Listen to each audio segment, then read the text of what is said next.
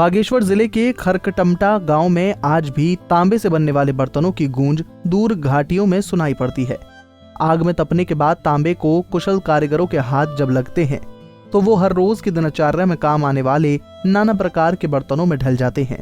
आजादी से पहले की ताम्र शिल्प की इस अद्भुत कला को इस गांव में 3 परिवार आज तक संजोए हुए हैं। खरकटमटा गांव को ताम्र शिल्पियों के गांव के नाम से जाना जाता है।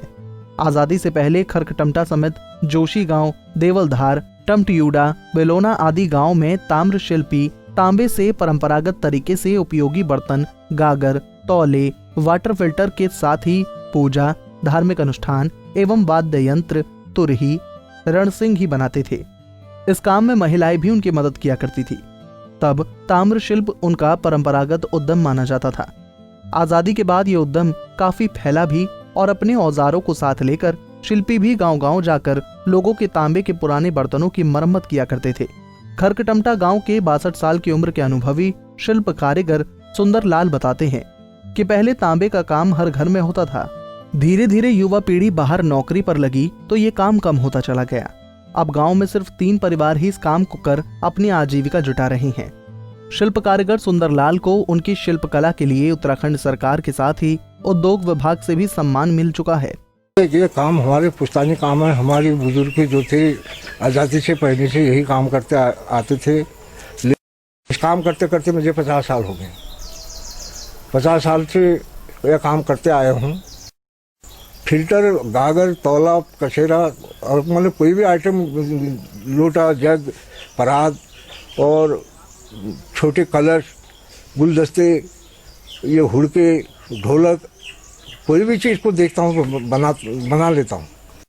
साल पहले रामनगर में काम करता था मैं बन्नू का, तो मेरा सामान चाइना जाता था, न नेपाल जाता था, वो बनिया बाहर देश भेजता था, तो बाहर देश में भी मेरा सामान बहुत बिका है।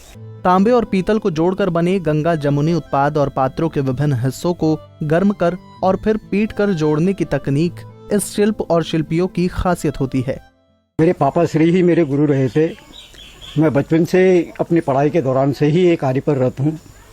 हम पूरे सारे पूजा पाठ से लेकर के खाने पर बनाने या पानी पेयजल के लिए या पूजा पाठ के वाद्य यंत्र से लेकर के सारे पूरे भी जो भी तांबे में आइटम आते हैं वो हम करते हैं। हालांकि घरेलू ताम्र शिल्पियों की आजीविका पर मशीनी प्लांटों में बन रहे सामान से भी असर पड़ा, लेकिन अभी भी लोग हाथ से बनाए तांबे के बर्तनों को ही ज्यादा तवज्जो देते हैं।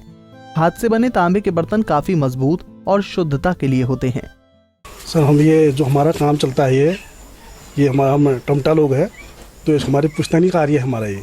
तो हमारे चाचा इस पे कार्य करते हैं, तो लगभग 3-4 परिवार इन पर निर्भर रहते हैं और इनका बहुत ही हाथ के बनाया हुआ है इनका जो माल है इनका।